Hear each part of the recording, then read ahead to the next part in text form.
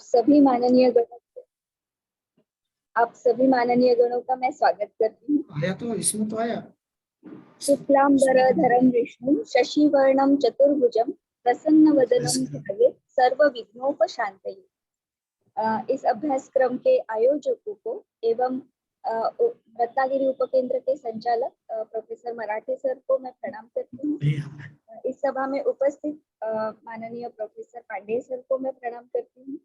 कवि कुलगुरु कालिदास संस्कृत विश्वविद्यालय रामटेक, वेदांत ज्योतिष विभाग उपकेंद्र रत्नागिरी व गोपे जोगळेकर महाविद्यालय रत्नागिरी के संस्कृत विभाग द्वारा आयोजित भारतीय कालगणना इस अभ्यासक्रम में आज दिक देश काल इस विषय पर हमें मार्गदर्शन करने हेतु उपस्थित है प्राचीन भारतीय विज्ञान एवं मानव शास्त्र संकाय के अधिष्ठाता व वेदांग ज्योतिष विभाग प्रमुख माननीय प्रोफेसर कृष्ण कुमार पांडेय महोदय जी।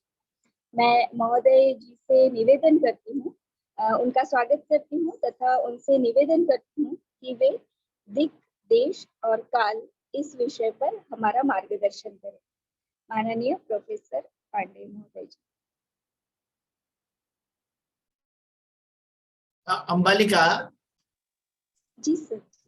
हाँ, 1 मिनट थोड़ा पीपीटी शेयर करने का कर रहा हूँ, 1 सेकंड में शुरू करता हूँ। जी सर।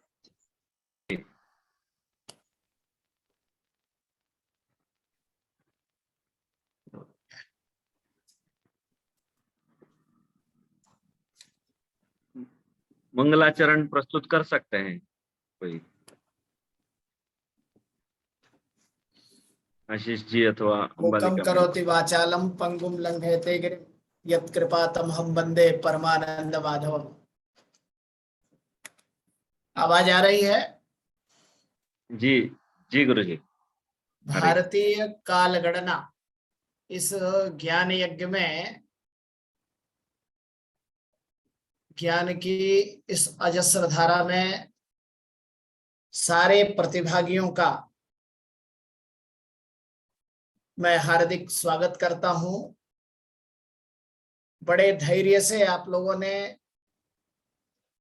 14 फरवरी से लेकर, पीपीटी शेयर हो गया मराठे जी? जी हो गया है, अभी हो गया। ठीक है, तो 14 फरवरी से लेकर आप अभी तक मार्च का आज 22 तारीख है। आज तक आपने एक उत्साहपूर्ण सहभागिता दिखाई है। सबसे पहले तो मैं इस आयोजन के लगभग 75% पूर्णता की ओर जा रहा है, इसलिए मैं आयोजक को धन्यवाद देता हूं और प्रतिभागियों को विशेष रूप से, क्योंकि इतने लंबे पाठ्यक्रम में लगातार बने रहना अपने आप में एक आपके इस शास्त्र के प्रति अभिरुचि को दर्शाता है। और यही कारण है कि हम इसे भारतीय कालगणना कहते हैं, जो करोड़ों वर्षों से चली आ रही है। आप जैसे ही जिज्ञासुओं के कारण आज हमारा विषय है भारतीय कालगणना और त्रिप्रश्न अर्थात दिक् देश काल। सामान्यतया यह जो विषय है यह पूर्णतः अभी तक के जितने आपके व्याख्यान हुए उन सबको एक सूत्र में अभिव्यक्त करने का एक प्रयोग है, क्योंकि त्रिप्रश्न ज्योतिष शास्त्र के गणना की दृष्टि से बहुत महत्वपूर्ण विषय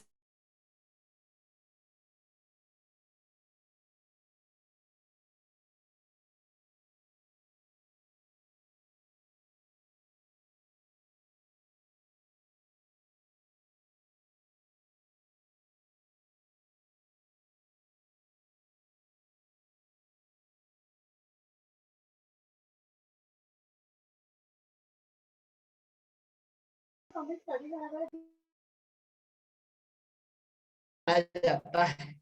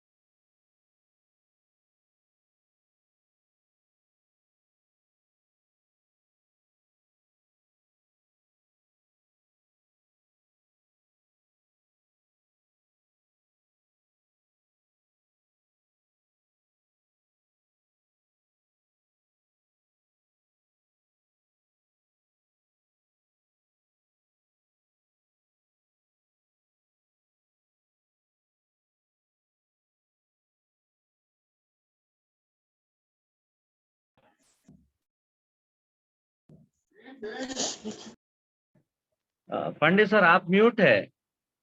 पांडे सर।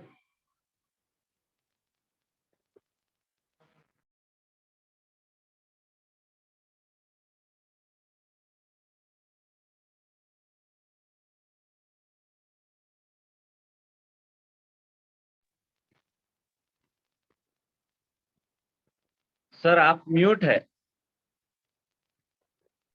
एक्चुअली थोड़ा नेटवर्क इशू आ रहा है सर।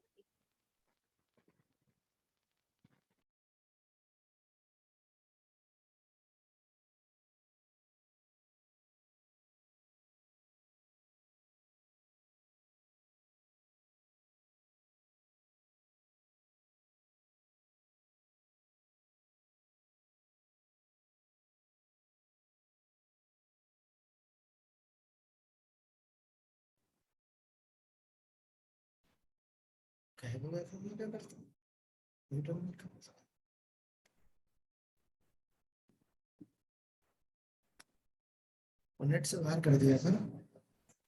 सर अभी आपका आवाज आ रहा है सर। हेलो। हाँ सर सुनाई दे रहा है सर। जी जी।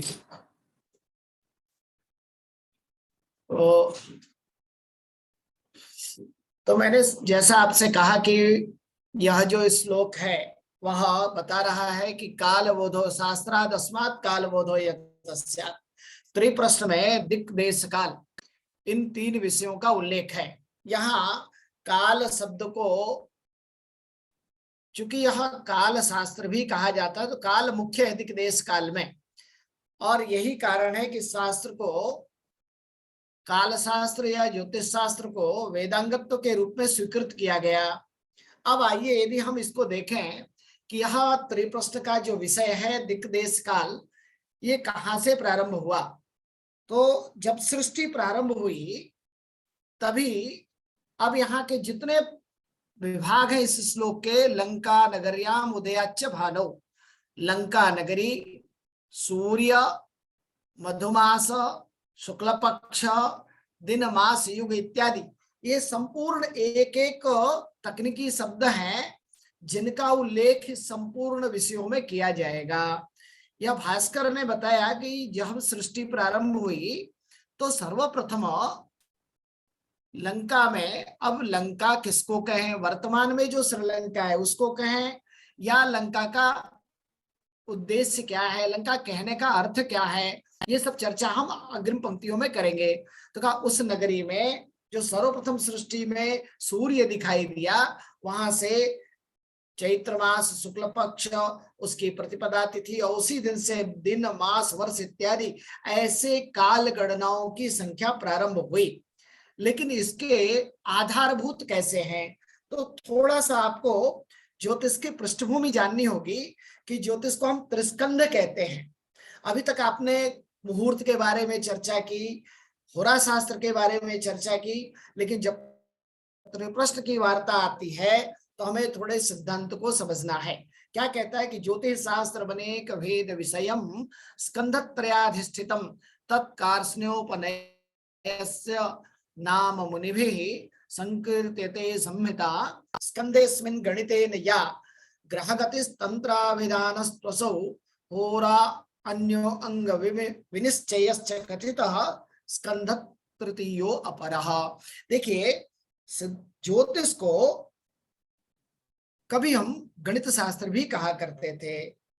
आगे चल के यह ज्योतिर्विज्ञान, ज्योतिष शास्त्र, आदेश शास्त्र, फिर और विभाग होते हुए इसके विकास सिद्धांत संहिता और हो रहा है।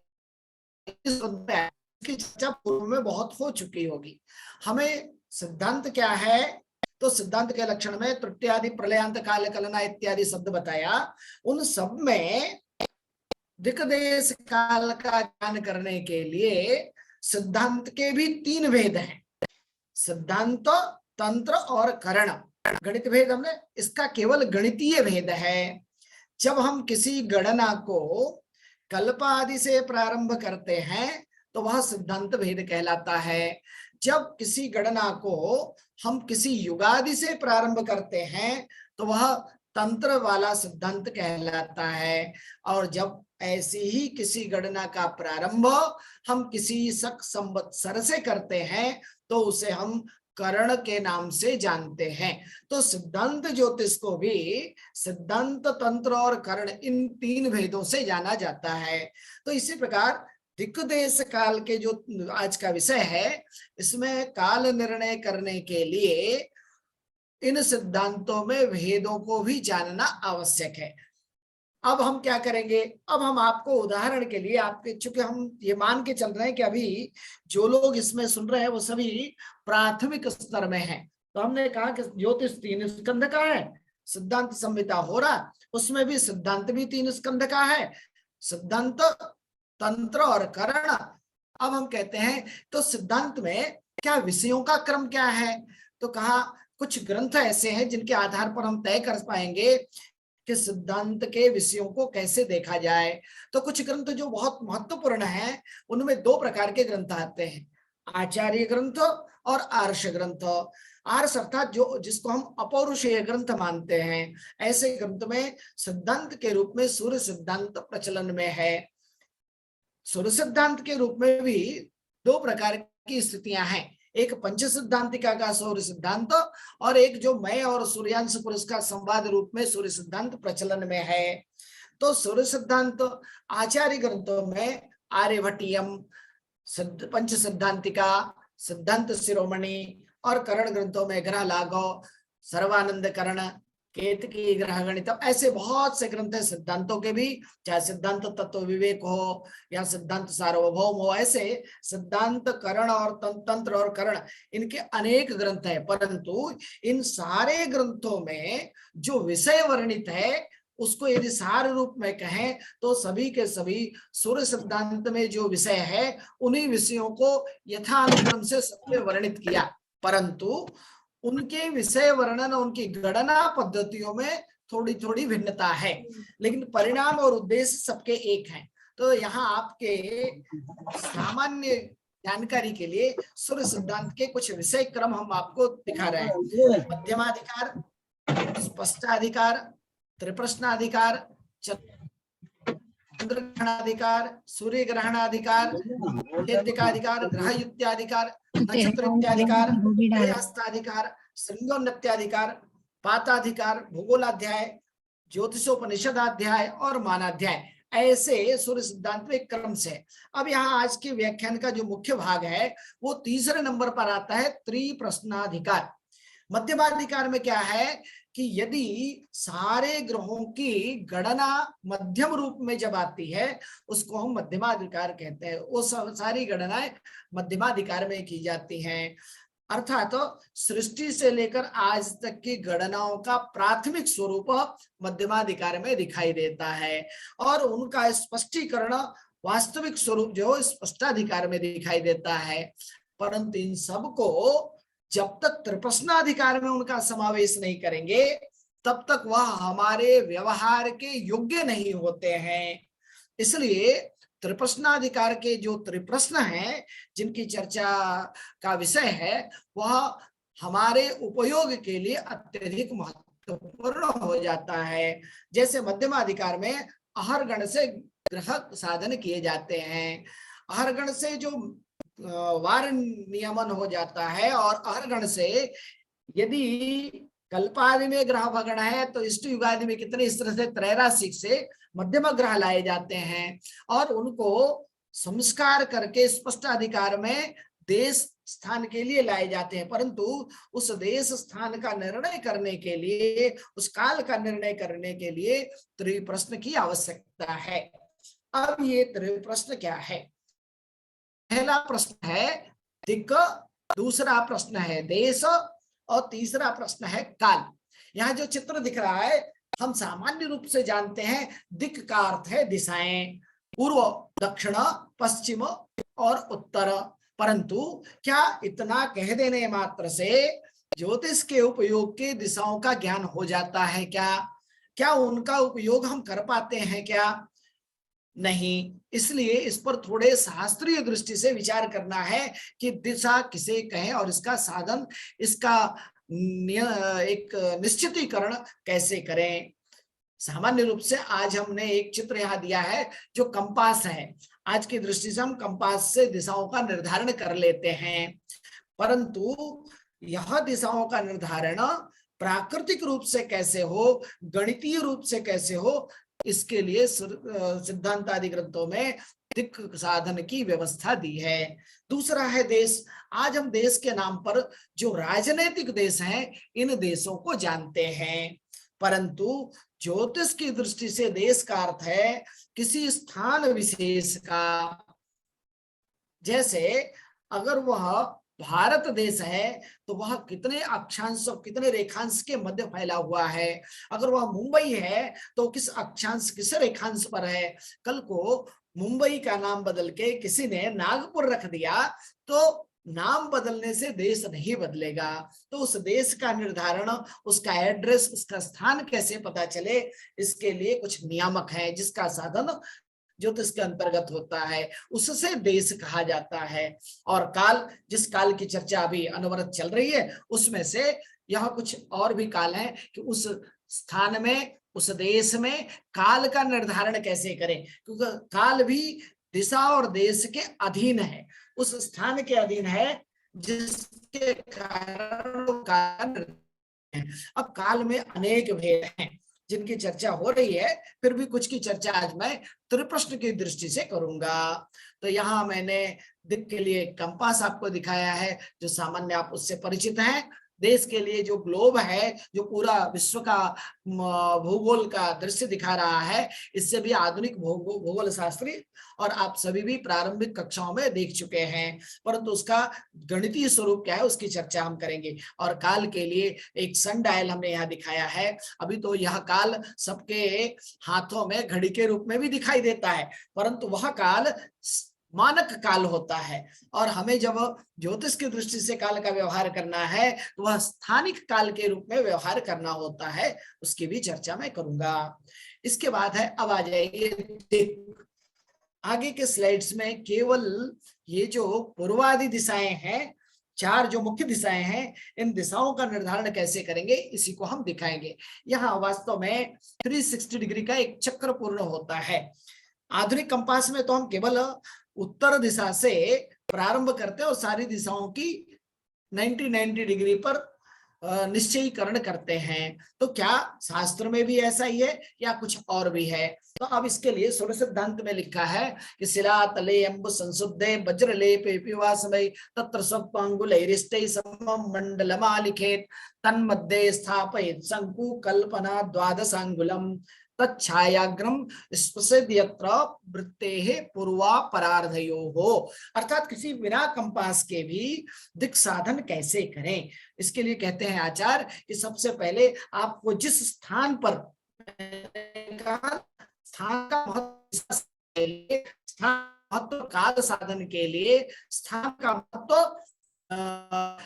इससे संबद्ध है, इस तरह से तीनों एक साथ ही देखा जाना चाहिए। तो जिस स्थान पे मान लीजिए आपको मुंबई में साधन करना है तो आप क्या करेंगे?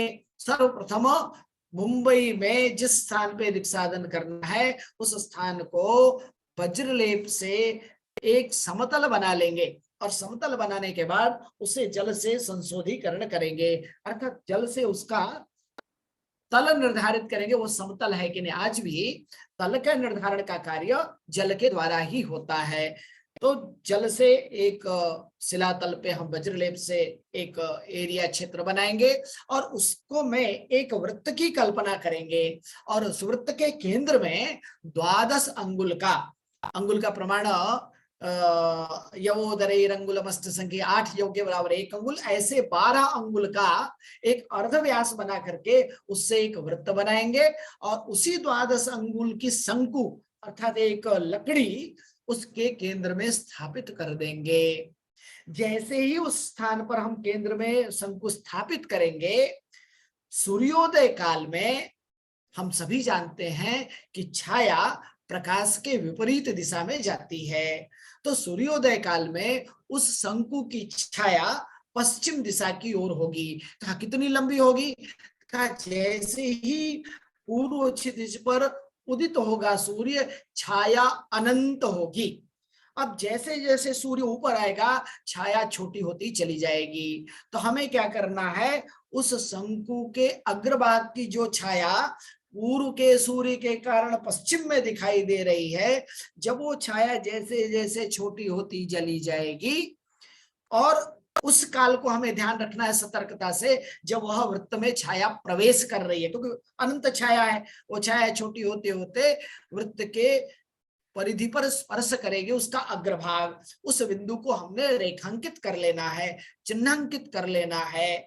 और ठीक इसी प्रकार हमें पुनः उस छाया को छोटे होते हुए देखना है। इसको दो प्रकार से देख सकते हैं। अगर हमें दिनमान पता है तो दिनार्ध कर लेंगे, दिनार्ध में छाया सबसे छोटी दिखाई देगी, तो उस काल में भी हम चिन्हांकन कर लेंगे, और फिर वहां से वह छाया जैसे जैसे सूर्य हमारे मध्याकाश से पश्चिम की ओर जाने लगेगा, छाया पूर्व की ओर बढ़ने लगेगी, और जो छाया मध्याह्न में सबसे छोटी छाया थी, वह पश्चिमार्ध में पश्चिमाकाश में सूर्य के जाने से छाया धीरे धीरे बड़ी होने लगी, और वह पूर्व की जो वृत्त है उधर से बाहर निकलने को उत्सुक होने लगी। अब हमें क्या ध्यान रखना है कि हमें सतर्कता पूर्वक उस काल का ध्यान रखना है जब वह छाया परिधि को स्पर्श करते हुए बाहर निकलने वाली हो। तो जिस बिंदु पर परिधि को स्पर्श करे वहां एक बिंदु बना लेंगे। ये जो दो बिंदु आए, जिसको पश्चिम में एक बिंदु हमने निर्धारित किया, बाद में पूर्व दिशा में एक बिंदु निर्धारित किया, इन दोनों बिंदुओं को मिलाकर एक पूर्वापर रेखा बना लेंगे, और उस पूर्वापर रेखा को यहाँ कहते हैं तिमिर चाप, अर्थात तो अर्धवृत्ताकार चाप से हम उसका अर्धक रेखा बनाएंगे। वह अर्धक रेखा जब हमें एक रेखा के रूप में दो बिंदु मिलेंगे, उनको केंद्र से होते हुए उस रेखा को लंबा करेंगे, तो वह पूर्व से 90 डिग्री पर दक्षिण की ओर और पूर्व से 90 डिग्री की ओर उत्तर की ओर, उस जो पहले हमने सर्कल बनाया था ऐसे दो बिंदुओं पर मिल जाएगा। परंतु क्या सर्वदा इतना कर देने से ये जो चार बिंदु हमें मिले, पूर्व, पश्चिम, दक्षिण और उत्तर, क्या ये चार बिंदु दिशा का निर्धारण कर रहे हैं? हेलो, यह दिशा का निर्धारण नहीं कर रहे, ये आसन्न दिशा की ओर जा रहे हैं। तो स्पष्ट दिशा कैसे पता चले? कहा उसमें एक सैद्धांतिक विषय है अग्राचाप। उस दिन के सूर्य के क्रांति के आधार पर यह जो दिशा है वह अपने पूर्व बिंदु से उत्तर या दक्षिण की ओर आसन्न परिवर्तित रहती है।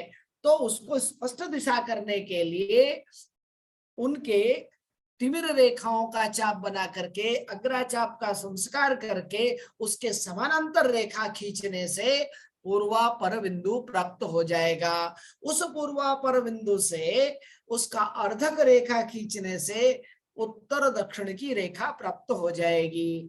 जैसे ही वह गणितीय प्रक्रिया करने के बाद, उस दिन विशेष की गणितीय प्रक्रिया करने के बाद ये चार दिशाएं प्राप्त हो जाए, इन चारों दिशाओं का अर्धक करने से उनकी कोणीय दिशाएं भी प्राप्त हो जाती हैं।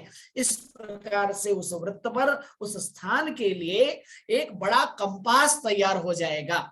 उस कंपास में पूर्व, अग्नि, दक्षिण, नैऋत्य, पश्चिम, वायव्य, उत्तर, ईशान्य और पूर्व दिशा, ऐसे 8 बिंदु, 4 मुख्य दिशाएं और 4 कोणीय दिशाएं प्राप्त हो जाएंगी। इन कोणीय को ही हम विदिशा रेखा कहते हैं। ये दिशा के अर्धक में होती है, अर्थात तो पूर्व दक्षिण के मध्य में अग्निकोण का बिंदु, पूर्व और दक्षिण के मध्य 90 डिग्री का अंतर होगा, दक्षिण और पश्चिम के बीच में 90 डिग्री का अंतर होगा, पश्चिम और उत्तर के बीच में 90 डिग्री, उत्तर और पूर्व के बीच में 90 डिग्री, तो चारों मिलकर के 360 डिग्री का वो वृत्त बना देंगे।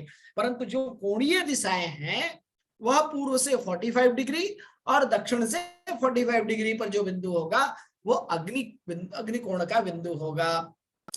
क्योंकि दिशा एक बिंदु मात्र में है, उसका विस्तार है उस दिशा की ओर। हम पूर्व की ओर कह सकते हैं, लेकिन पूर्व दिशा तो एक बिंदु मात्र है। ठीक इसी प्रकार दक्षिण से 45 डिग्री और पश्चिम से 45 डिग्री पर जो बिंदु प्राप्त हो उस वृत्त में, वह नैऋत्य कोण की दिशा है। और जो पश्चिम दिशा से 45 डिग्री और उत्तर से 45 डिग्री पर जो बिंदु प्राप्त हो उसे हम वायव्य कोण की दिशा कहेंगे। ठीक अंतिम जो कोणीय दिशा है ईशान्य कोण, वह उत्तर से 45 डिग्री और पूर्व से 45 डिग्री के कोणीय अंतर पर प्राप्त होगा। इस प्रकार से सामान्य रूप से बिना किसी यंत्र के सूर्य की छाया से हम दिशा का ज्ञान कर सकते हैं। यह स्थूल और सर्वसुलभ यंत्र है जो केवल एक 12 अंगुल की लकड़ी लेकर के आप किसी भी स्थान में निर्जन प्रदेश में भी दिशा का निर्धारण कर सकते हैं। इसके लिए अगर ये तो दिन में रहा, रात्रि में निर्धारण करने के लिए हमें आकाश दर्शन में सिद्धहस्त होना होगा। कैसे होगा? तो वहां जिस गोल में आप रहते हैं, या तो उत्तरी गोल में हो या दक्षिणी गोल में हो। उत्तरी गोल में हो तो उत्तर ध्रुव दिखाई देगा, दक्षिण में है तो दक्षिणी ध्रुव दिखाई देगा। उन ध्रुवों के माध्यम से भी हम उस ध्रुव का एक केंद्र बिंदु से वेध करके हम वहां से एक लंब रेखा डाल करके उस वृत्त पर उत्तर दिशा को प्राप्त कर लेंगे और उसी दिशा को, उसी रेखा को केंद्र और उत्तर का जो लंब बिंदु मिला, इन दोनों को मिलाती हुई रेखा को लंबवत कर देंगे। वह वृत्त को जहां स्पर्श करे वह दक्षिण बिंदु प्राप्त हो जाएगी। और यह उत्तर दक्षिण के बिंदुओं को अर्ध करने पर जो एक पूर्वापर रेखा प्राप्त होगी, वह पूर्व और पश्चिम ऐसे 2 और दिशाओं का निर्धारण कर देंगे। तो दिन हो या रात्रि हो, जो दैवज्ञ ज्योतिर्विद केवल नक्षत्र सूर्य नक्षत्रों के आधार पर, रात्रि में ध्रुवादि के आधार पर और दिन में सूर्य की छाया के आधार पर विज्ञान कर लेता है। यह एक ऐसा यंत्र है जिसके लिए केवल प्रकृति की सहायता चाहिए। अर्थात जैसे दिन में हम कर रहे हैं तो मेघ इत्यादि आच्छादित न हो तो दिन में निर्णय किया जा सकता है। रात्रि में भी यदि मेघाच्छादन नहीं हो, स्पष्ट आकाश दिखाई देता हो, तो हम दिक् साधन कर सकते हैं। ये तो रही एक सामान्य व्यवस्था दिक् के बारे में। अब आ जाइए देश। देश क्या है? तो देश के बारे में हम कहते हैं कि किसी भी देश को, हम भारत देश में भी रहते हैं तो कुछ लोग कहते हैं हम अपने देश जा रहे हैं। अर्थात तो मध्य प्रदेश वाला भी व्यक्ति जब उत्तर प्रदेश जाता है तो कहता है हम अपने देश जा रहे हैं। अर्थात वह ज्योतिष की भाषा में बात करता है, जबकि वह तो भारत देश में ही रहता है। तो इसका कारण क्या है? इसका कारण है कि ज्योतिष हमारे नागरिकों में, उनकी परंपराओं में भरी पड़ी है। तो ये कैसे देश का भेद है, ये इसको जानते हैं। सबसे पहले इसको जानने के लिए स्वस्थान, अपने देश को जानना है। हमारा स्वदेश क्या है? तो शास्त्र कहता है भूमौ तिष्ठति यो यत्र पृष्ठ स्थानम तदुच्यते स्वदेशोपि स एवास्य कथ्यते गणितागमे। कहा गणित जानने वाले, आगम शास्त्र के जानकार क्या कहते हैं? चूंकि हम पृथ्वी के पृष्ठभाग पर रहते हैं, हम भूगर्भ में वास नहीं करते, तो भूपृष्ठ पर जो व्यक्ति जिस स्थान पे रहता है वही उसका स्वदेश कहलाता है। जैसे अभी इस काल में जो लोग रत्नागिरी में बैठे हैं, रत्नागिरी उनका स्वदेश है। जो मुंबई में बैठे हैं, मुंबई उनका स्वदेश है। जो नागपुर में बैठे हैं, उनका नागपुर स्वदेश है। अर्थात भूपृष्ठ पर, पृथ्वी के पृष्ठ पर, पीठ पर जो जहां जहां बैठा है उसको स्वदेश या स्वस्थान के नाम से जाना जाता है। एक पहली जानकारी।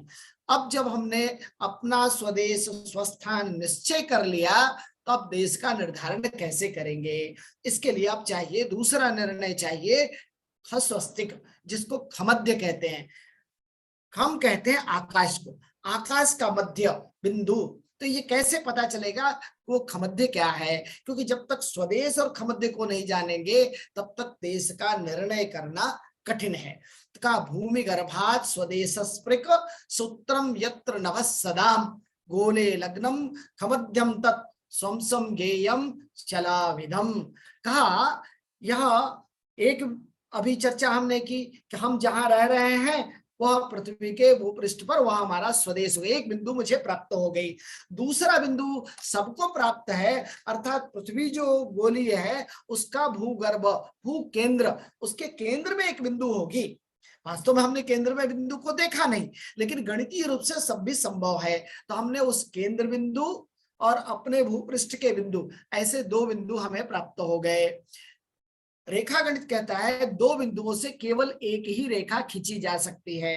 तो भूकेंद्र, भूगर्भ का केंद्र और स्वदेश स्वस्थान का बिंदु, इन दो बिंदुओं से एक हमने ऊर्ध्व रेखा खींची। यह ऊर्ध्व रेखा आकाश में अलग अलग प्रकार के ज्योतिष के गणित में जितने वृत्त मिलेंगे सारे वृत्तों को छेदन करते हुए मध्य आकाश में जाकर काल्पनिक रूप से लगेगी। वास्तव में हम रेखा खींच नहीं सकते, परंतु गणितीय दृष्टि से हमने काल्पनिक रेखा आकाश के मध्य में भेजी। वह आकाश के मध्य में जहां स्पर्श करेगा उसे हम खमध्य बिंदु कहेंगे। तो अब हमारे पास तीन बिंदु प्राप्त हो गए देश जानने के लिए, स्वदेश, खमध्य, भूगर्भ का केंद्र। ऐसे तीन बिंदुओं को मिलाने वाली एक रेखा हमें मिल गई। वास्तव में इसको यदि हम देखें तो दीवार से, छत से यदि हम एक सूत्र में एक गेंद को लटका दें तो वह जैसे लटकता है, तो वह सूत्र गेंद में जहां स्पर्श करेगा वह भूपृष्ठ देश है, उस गेंद का गर्भ केंद्र है, और वह जो सूत्र छत से लगी हुई है रूम के रूप से, वह उसका खमध्य कहलाएगा। ऐसी ही पृथ्वी खमध्य, भूपृष्ठ और भूकेंद्र, ऐसे तीन बिंदुओं पर हमने। अब यह जो खमध्य है ये सबके लिए अलग अलग कहा चलाविदम, यह परिवर्तनीय है। कहा क्यों परिवर्तनीय है? क्योंकि हर व्यक्ति जहां जहां रहेगा, क्योंकि दो बिंदु से एक रेखा कर सकते हैं, तो भूकेंद्र तो सबके लिए एक बिंदु होगा, परंतु भूपृष्ठ सबका परिवर्तित होता रहेगा। तो ऐसे परिवर्तित होने के कारण सबका खमध्य भी परिवर्तित होता रहेगा। अर्थात नागपुर का खमध्य अलग, रत्नागिरी का खमध्य अलग, मुंबई, कानपुर, दिल्ली का खमध्य अलग अलग रहेगा।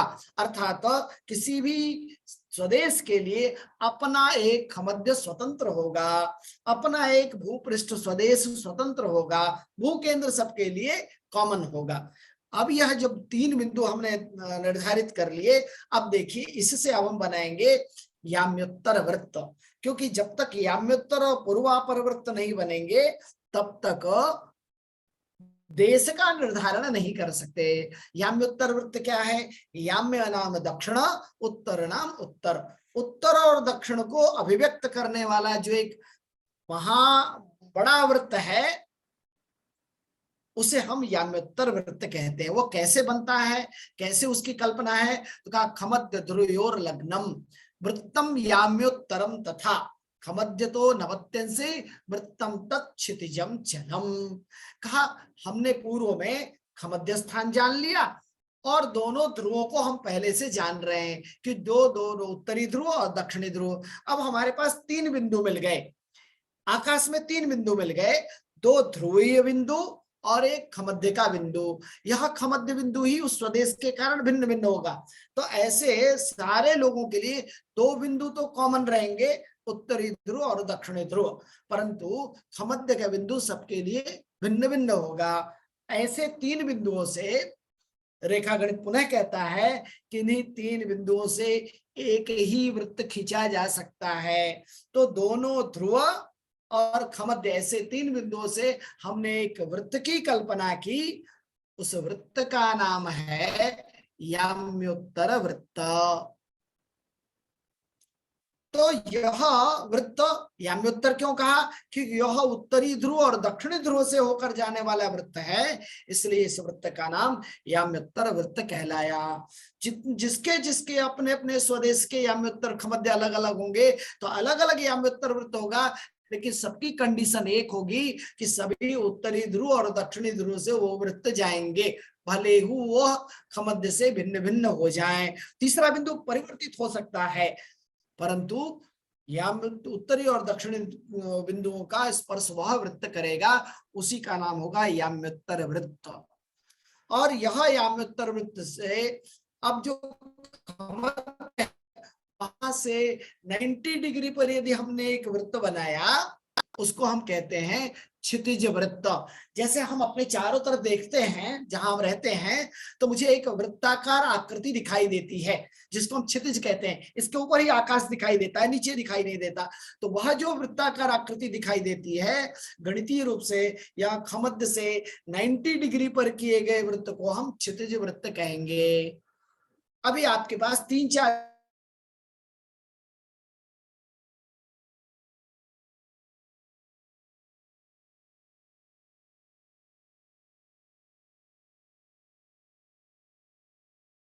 कार्यां हो गई, खमध्य हो गया, स्वदेह, ये दोनों आपस में 2 स्थानों पर मिलेंगे।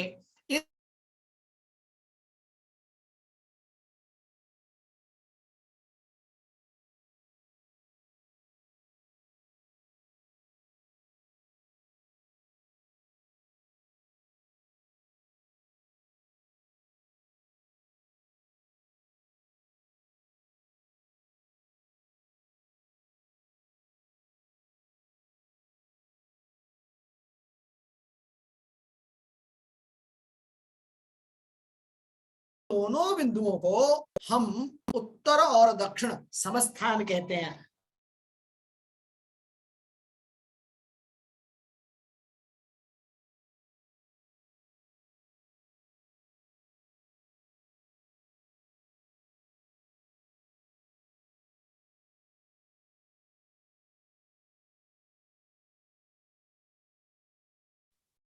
सर आप म्यूट हुए हैं।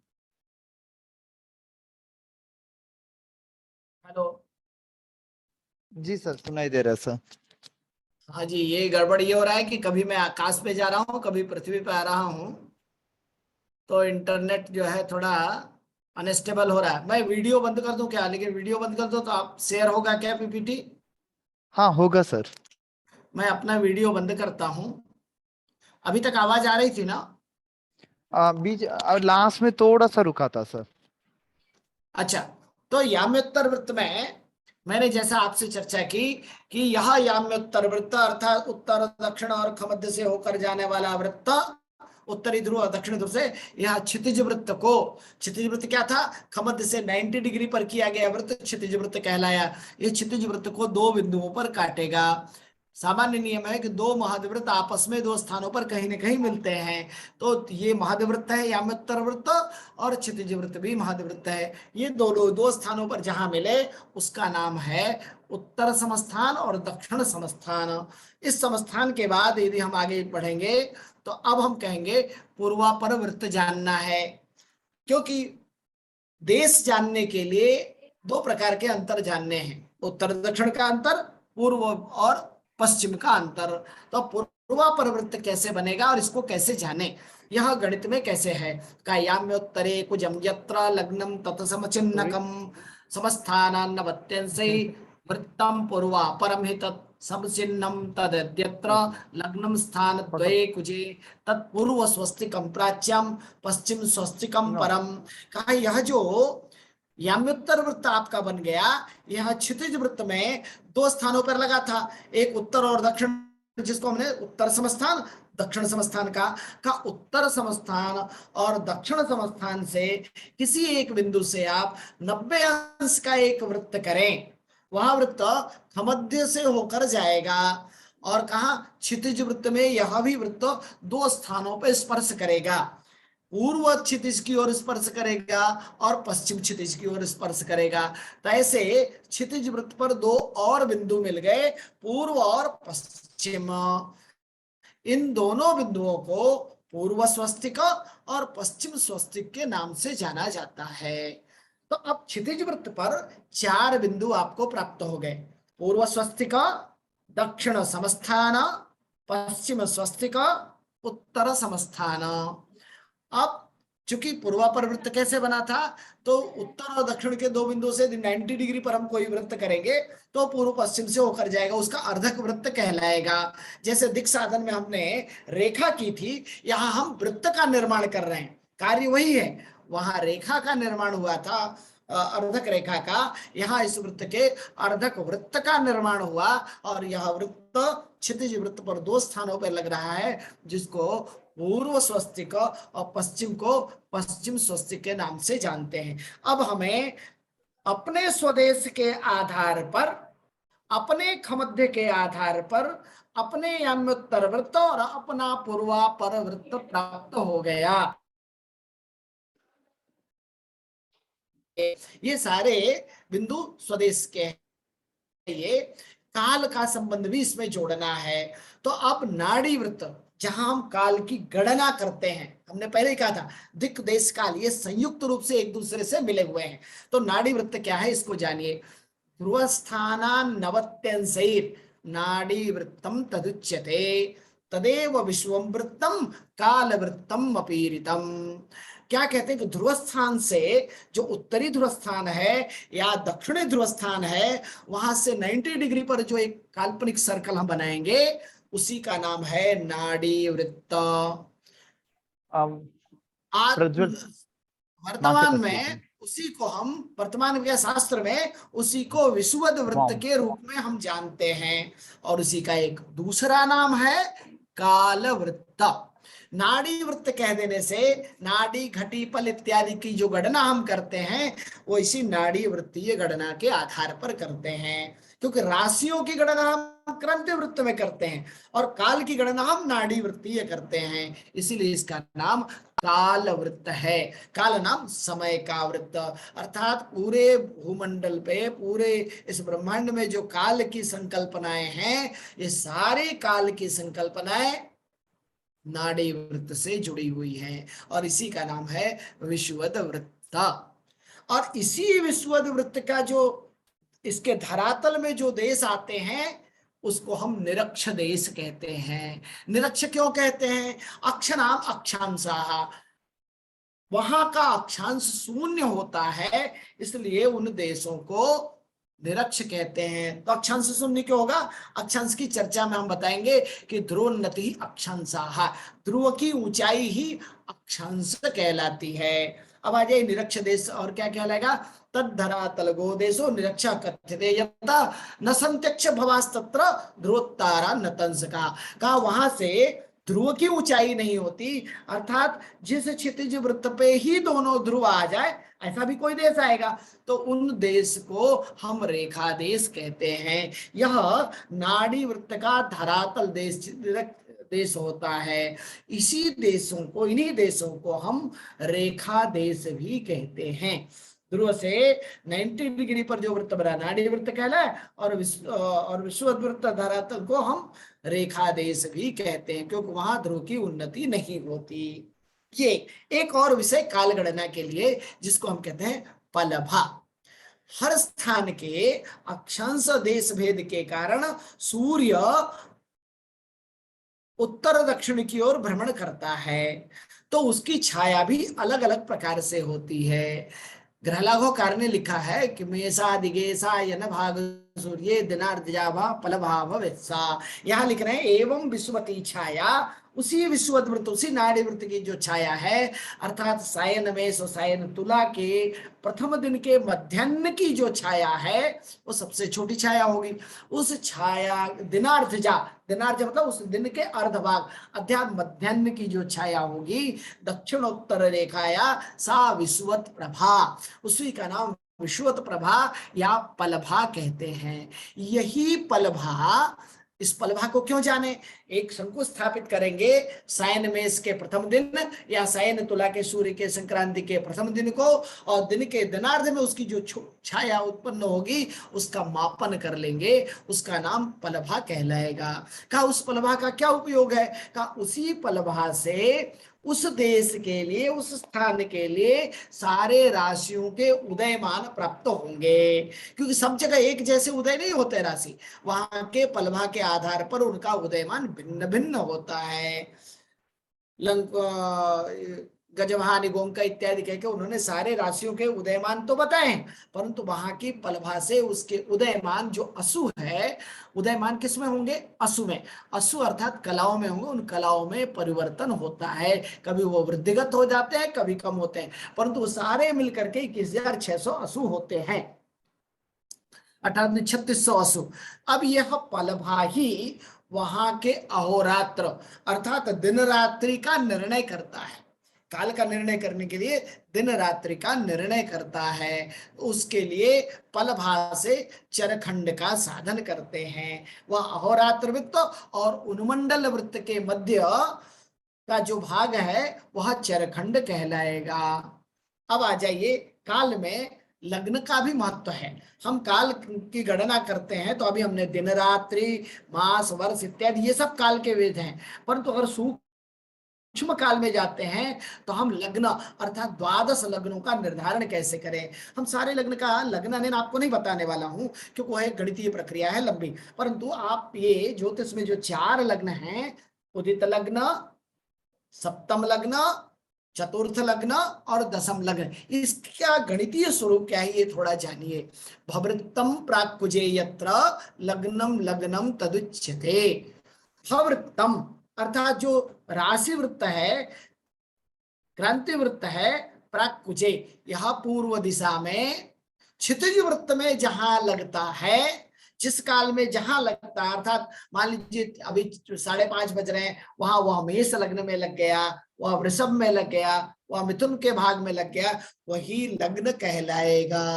अर्थात क्षितिज वृत्त और क्रांति वृत्त के आपस में लगने से, पूर्व दिशा में लगने से लग्न अथवा उदित लग्न, और पश्चिम दिशा में ठीक उससे उदित लग्न से 180 डिग्री पश्चिम दिशा में लगने से अस्त लग्न कहलाता है। तो ऐसे क्रांति वृत्त के और क्षितिज वृत्त का पूर्व में लगना ही उदित लग्न।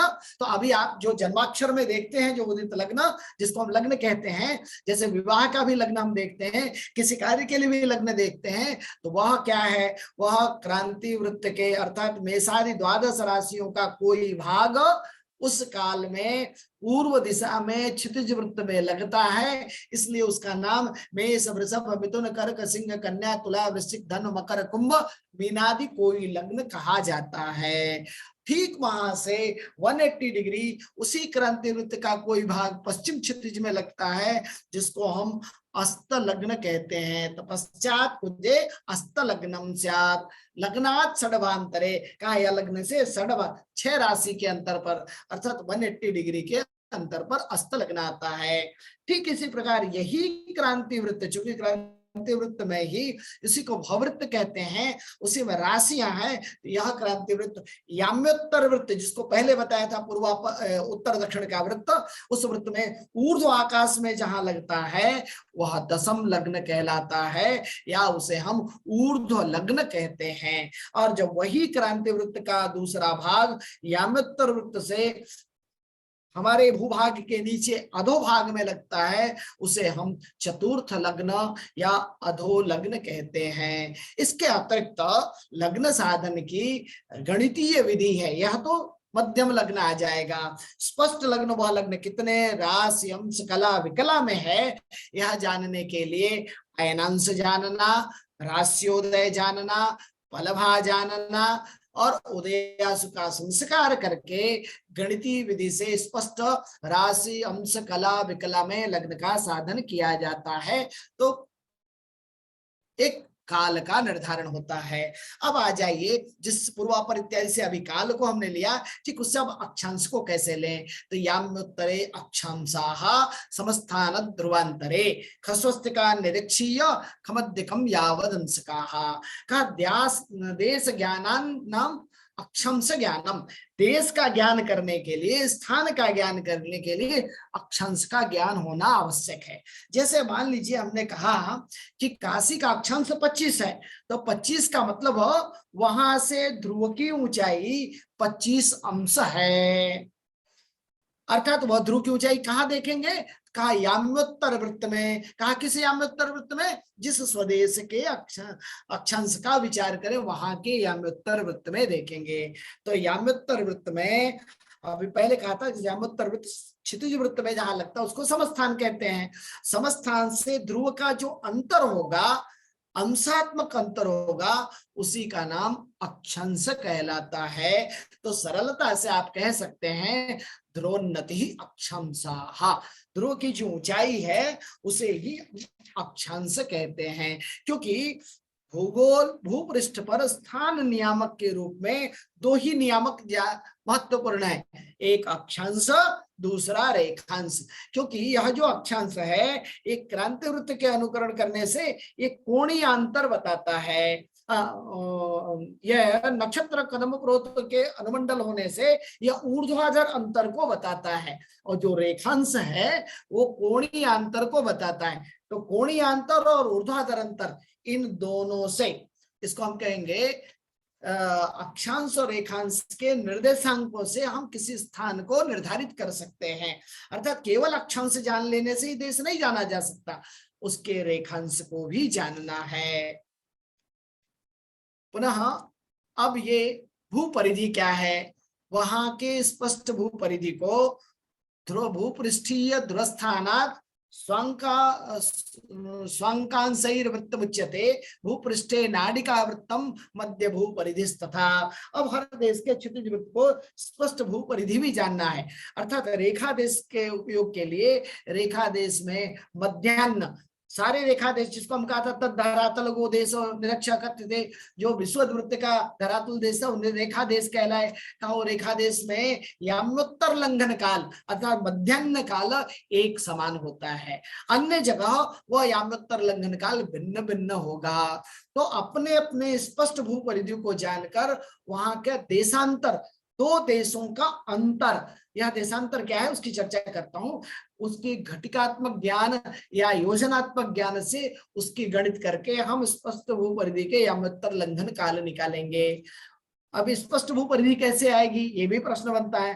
का जो ग्रंथों में मध्यम भू परिधि का योजनात्मक मान बताया उसमें वहां की लंबज्या जाने के लंबांश जानना है।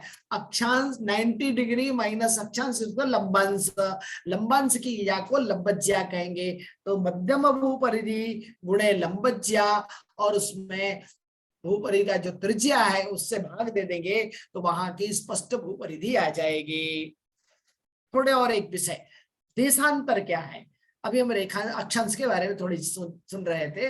तो ध्रुवाल लंबांश कैर्वृत्तम स्फुटो भू परिधि स्वकः, स्पष्ट भू परिधि तो है तत्र देशांतरम पूर्वापरम रेखाख्य देशतः, रेखा देश से पूर्व और पश्चिम अर्थात दो देशों का अंतर ये आपस में एक दूसरे से पूर्व या पर है। वर्तमान में जिसको हम रेखा देश ग्रीनविच के से 0 अंश मानते हैं और वहां से सारी गणनाएं प्रचलन में हैं, वहां से 180 डिग्री पूर्व देश और 180 डिग्री पश्चिम देश, ऐसे देशों का विभाजन है। उन देशों के अंतर को ही देशांतर कहेंगे और ये देशांतर रेखांश के कारण प्राप्त होगा। वर्तमान में ब्रिटेन में जो ग्रीनविच स्थान है उसको रेखा रूप में शून्य देशांश स्वीकृत कर व्यवहार चल रहा है और इससे व्यवहार ही नहीं सारे गणित की सत्यता भी प्रमाणित हो रही है। प्राचीन हमारे ग्रंथकारों ने भी कुछ रेखा देश उज्जैनी इत्यादि को बताया, उससे भी गणित की जाती थी। रेखांश एक कोणीय अंतर को अभिव्यक्त कर रहा है और अक्षांश ऊर्ध्वाधर अंतर को अभिव्यक्त कर रहा है और इन दोनों अंतरों के आधार पर किसी देश का किसी स्थान का निर्णय किया जाता है। अर्थात रेखांश विषुवत वृत्त पर लंबवत जो रेखा पड़ती है उसके आधार पर समानांतर रेखाओं को बनाने से रेखांश का निर्माण होता है। अब आज थोड़े काल के बारे में, यह तो देश की चर्चा की, देश का निर्धारण कैसे करेंगे। तो रेखांश और अक्षांश को जानना कैसे है उसके लिए स्वदेश भूपृष्ठ इत्यादि वो चर्चा मैंने की। अब थोड़ा समय बचा है, मैं काल पर आपके साथ चर्चा करता हूँ। काल को हम सामान्यतया घंटे मिनट सेकंड के रूप में जानते हैं, परंतु यह तो घटी पल इत्यादि के रूप में होते हुए दिन मास वर्ष इत्यादि युगादि तक काल जाता है। तो इस काल का हमारे व्यवहार के लिए किस प्रकार उपयोग है। तो सूर्य सिद्धांत कहता है लोकानाम अंतकृत कालः कालोन्यः कलनात्मकः सद्विधा स्थूल सूक्ष्मत्वात् मूर्तश्चामूर्त उच्यते। यह जो दो गणनात्मक काल है, हम अंतकृत काल की अब व्यवस्था नहीं बताएंगे, हम गणनात्मक काल जिसका व्यवहार करते हैं, का यह दो प्रकार क्या है, एक सूक्ष्म है और एक स्थूल है, अर्थात एक मूर्त और एक अमूर्त है। जिसकी गणना की जा सके वह स्थूल काल है, जिसकी जो है तो परंतु उसकी गणना नहीं की जा सके वह सूक्ष्म काल है। जैसे वहां कहते हैं सुच्याविन्ने पद्मपत्रे त्रुट्य विधीयते, त्रुटि से लेकर प्रलय की गणना तो हम कर सकते हैं, परंतु त्रुटि से नीचे जो रेणु इत्यादि परमाणु इत्यादि है उसकी गणना व्यवहार के उपयोग नहीं है, हम उसका प्रयोग नहीं कर सकते, वो अव्यवहारिक हो जाता है, वह सूक्ष्म काल है। तो प्राण आदि मूर्ति संज्ञक और त्रुटि आदि अमूर्त संज्ञक काल कहे गए। यहाँ लिखा है हमने कि 6 प्राण की 1 विनाडी और 60 विनाडी का 1 नाड़ी और 60 नाड़ी का 1 नक्षत्र हो रहा। अब देखिए नाड़ी शब्द यहाँ आया और तब भी हमने कहा था नाड़ी वृत्त बताते समय कि नाड़ी ही काल वृत्त कहलाता है, इसलिए उसके नाम से काल को भी नाड़ी अर्थात घट्यात्मक काल बताया गया। और ऐसे ही 60 घटी या 60 नाड़ी का 1 अहोरात्र दिन रात्रि का काल होता है, इसी का व्यवहार हम मास के रूप में करते हैं।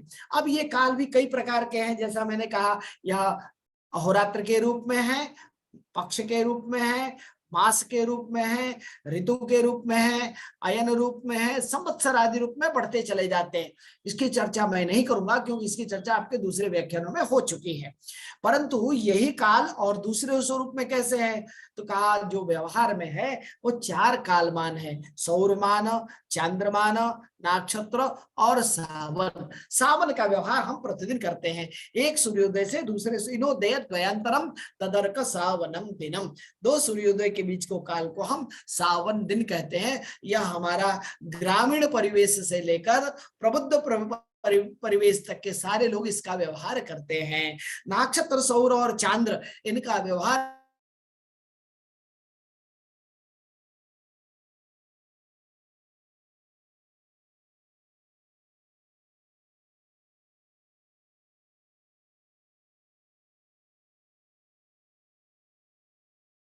अलग अलग प्रयोजनों से भेद से किया जाता है। यंत्र, चक्र यंत्र, छाया यंत्र, कपाल यंत्र, मयूर यंत्र, नर राशि वलय,